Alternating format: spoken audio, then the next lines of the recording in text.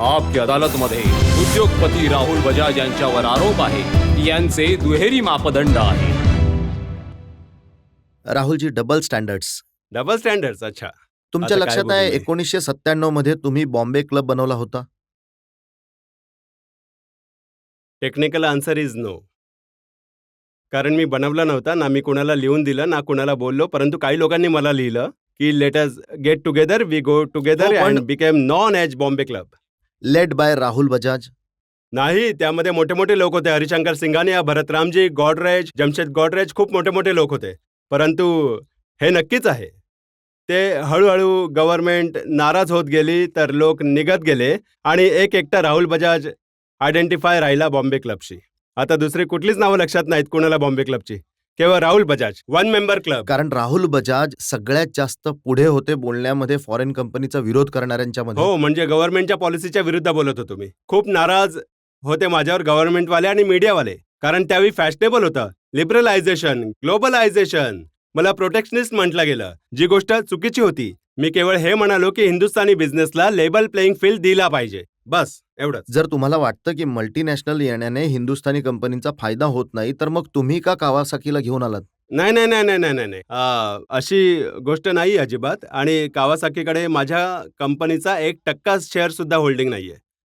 मी कधी हे नाही म्हणालो की आम्ही तर गांधीयन फॅमिलीचे लोक आहोत. गांधीजी काय बोलायचे, विंडोज, आपल्या खिडक्या उघड्या ठेवा, जगभरातून येऊ द्या आयडियाज, हवा, सगळं काही. परंतु इतकं नका येऊ देऊ की आपलं जे झाड आहे ते मॉडेल किंवा पडून जाईल.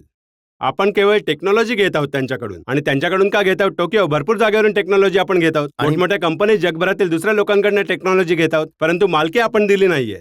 परंतु त्यानंतर सुद्धा मला म्हणावं लागेल की मी याविरुद्ध आज नाहीये की तुम्ही मालकी देऊ नका, आम्ही दिली नाही, दुसरे लोक देतात मालकी, ठीक गोष्ट. आणि आज चॉईस सुद्धा नाहीये तुमच्याकडे. जादा WTOच्या अंडर तुम्ही नकार देऊ शकत तुम्ही नाही इन्शुरन्स लोकांना. कंपनीमध्ये दिला का मालकी हक्क?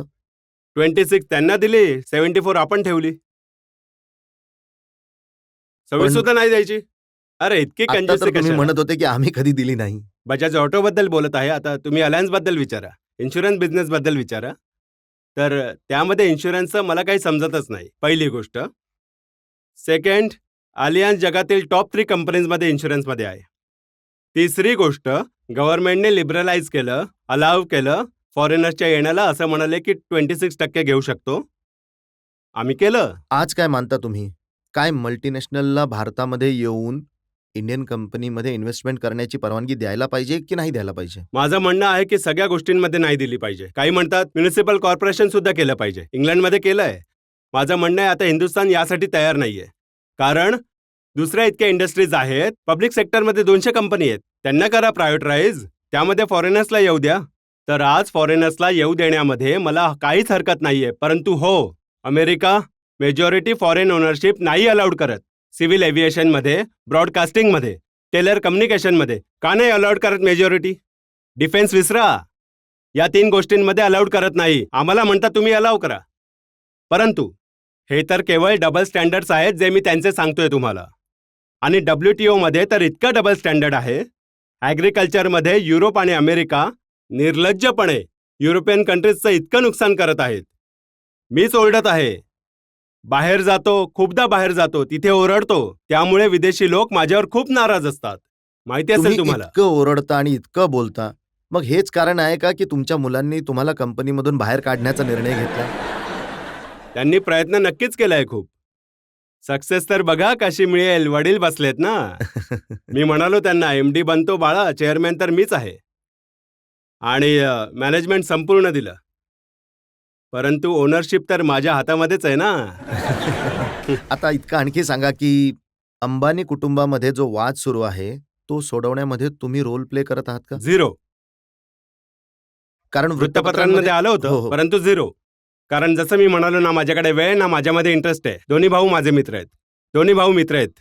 आणि त्यांचा मी खूप आदर करतो. मीन्स वगैरेमध्ये मी जात नाही, परंतु इट्स ग्रेट इन्स्टिट्यूशन.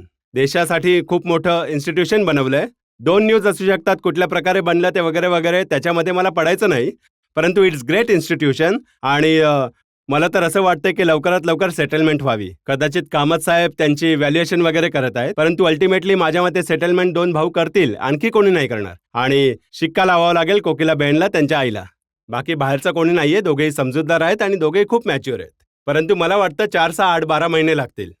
ते आज उद्यामध्ये नाही होणार, परंतु सेटलमेंट नक्कीच होईल. नाहीतर अनिलचं सुद्धा नुकसान आहे, मुकेशचं सुद्धा नुकसान आहे, रिलायन्सचं सुद्धा नुकसान आहे आणि धीरूभाई अंबानी यांच्या रेप्युटेशनचं सुद्धा नुकसान आहे. त्यामुळे नक्कीच होईल सेटलमेंट, परंतु टाइम थोडा लागेल. कारण बिटरनेस मग अनफॉर्च्युनेटली. तुम्ही प्रयत्न नाही केला का समजावण्याचा? नाही सर, माझं हे काम नाहीये आणि माझं कोण ऐकेल? मी खूप लहान माणूस आहे, माझं कोणी नाही ऐकणार.